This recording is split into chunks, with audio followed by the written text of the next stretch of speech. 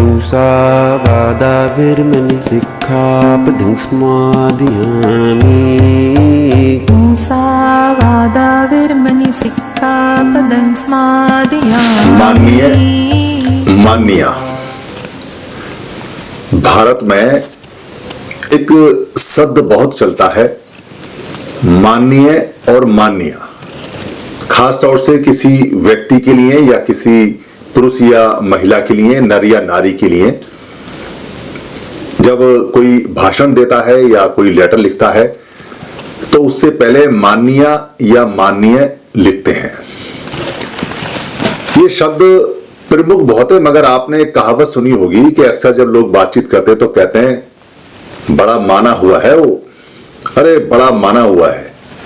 जब वो ऐसा कहता है कि बड़ा माना हुआ है तो दो बातें यहां इंगित होती हैं, दो बातें यहां उससे रिफ्लेक्ट होती हैं, दो बातों का पता चलता है कि अगर वो अपनी भ्रकुटी तान कर, यानी आंख ऐसे करके चौड़ी करके बोल रहा है बड़ा माना हुआ है, तो इसका मतलब यह है कि वो बहुत ज्यादा खराब भी है और बहुत ज्यादा अच्छा भी हो सकता है। यानी माननीय का मतलब यह नहीं है कि कोई व्यक्ति बहुत अच्छा है, कोई महिला बहुत अच्छी है, या कोई महिला बहुत खराब है, या कोई जो नर है बहुत ज्यादा खराब है। जो माननीय शब्द है वो दोनों के लिए ही चलता है, अच्छे के लिए भी और खराब के लिए भी। दरअसल ये जो मान शब्द है, मान से सारे बने हुए हैं, और मान के पाली के अंदर जो अर्थ आता है या जो मतलब आता है वो लगभग मिक्स जैसा है। दरअसल मान माने एक तो अहंकार होता है जिसको अभिमान भी बोलते हैं, यानी अभिमाने होता है दोनों तरफ से, और मान माने होता है जो माना है, जो मानित है, जो आपने माना है। यानी कि अहंकार के लिए आता है, एक मान आता है मेजरमेंट के लिए, माप के लिए, यानी कि पुरानी भाषा में जो माप और मेजरमेंट है उसे मान बोलते हैं। और एक मान आता है पॉजिटिव के लिए जिसको कहते हैं कि पूजना। पूजना का मतलब होता है कि पावन वचनों को जानना, यानी कि जैसे बुद्ध की पूजा करना, तो पूजन का मतलब होता है बुद्ध के पावन वचनों को जानना। ये पूजा शब्द भगवान बुद्ध से या भगवान बुद्ध के बाद से ही चला है, उनके पावन वचनों को जानने को पूजन या पूजा बोलते हैं। तो यहां जो ये शब्द है माननीय या मान्य, दरअसल पाली के अंदर इसको बोलते हैं माननेय और मान्या, क्योंकि माननीय और मान्या का ही बाद में मान्य और मान्या बना है। मान से मानन बना है, मानित बना है, मानक बना है, मानद बना है। जब कोई डिग्री किसी व्यक्ति को दी जाती है जिसने वहां पढ़ाई नहीं की तो उसको कहते हैं कि ये मानद डिग्री है या मानक है, बस मान ली है, क्लास इसने नहीं की है इसलिए मानद डिग्री है। और कोई व्यक्ति को जब कुछ समूह के लोग या कुछ ग्रुप के लोग किसी काम के लिए चुनते हैं तो कहते हैं कि हमने इसको मान लिया। दरअसल बुद्ध के समय में मानने की कोई मान्यता थी ही नहीं, यानी माना हुआ व्यक्ति या जो मान्यता है या माननी है ऐसा कुछ नहीं होता था। वहां एक शब्द चलता था जो बहुत जबरदस्त था, जिसका नाम था जानने, यानी कि जानकार, जानने वाला। मानने वाला जानकार नहीं हो सकता, हो भी सकता है, मगर जानने जो व्यक्ति है या जाननिया जो महिला है उसको जानकार होना, उसको जानना, उसको अनुभव पे आना, उसे समझना बहुत जरूरी है।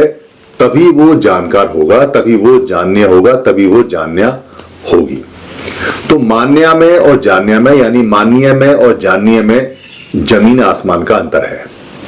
कहीं पूरे भारत के अंदर नहीं लिखा हुआ किसी भी कॉन्स्टिट्यूशन में या किसी किताब में कि आप किसी व्यक्ति को बोलने से पहले माननीय या मान्या शब्द लगाएं। ये आपकी इच्छा है कि आप उसे लगाएं या लगाएं, मगर ये दोनों ही बातों में नेगेटिव और पॉजिटिव में आता है। यानी अगर हम कहते हैं कि बहुत मान्य है तो वो, या मान्य है, तो इसका मतलब वो व्यक्ति बहुत ज्यादा खराब भी हो सकता है, बहुत ज्यादा अच्छा भी है। यानी कि वो माना हुआ है लोगों ने, चाहे वो खराब माना है चाहे वो अच्छा माना है, इसलिए दोनों शब्दों में ये आता है। मगर अगर किसी के पीछे या आगे हम ये लगाते हैं कि जाननीय या जानन्या, अभी तो इसका प्रचलन है नहीं, आप चाहें तो इसका प्रचलन आरंभ कर सकते हैं, क्योंकि अगर आप जाननिया या जाननिया लिखेंगे तो इसका मतलब वो जानकार है, जानता है, उस चीज को समझता है, और इस बात को और भी लोग जानते हैं कि वो जानकार है, अच्छा व्यक्ति है। एक मान से ही शब्द बना हुआ है सम्मान। ये जो सम्मान शब्द बना हुआ है, से जहां लग जाता है पाली के अंदर, उसका मतलब होता है निज। यानी से मान का मतलब होता है, सम्मान का मतलब होता है पाली के अंदर निज का अहंकार या निज की माप या निज की पूजा, निज को जानना, खुद को जानना। मगर आजकल के समय में सम्मान का मतलब होता है, ये मानते हैं कि ये अच्छा मान है, अच्छा मान है, जबकि ऐसा है नहीं। से माने होता है निज मान, क्योंकि मान दोनों तरह के होते हैं।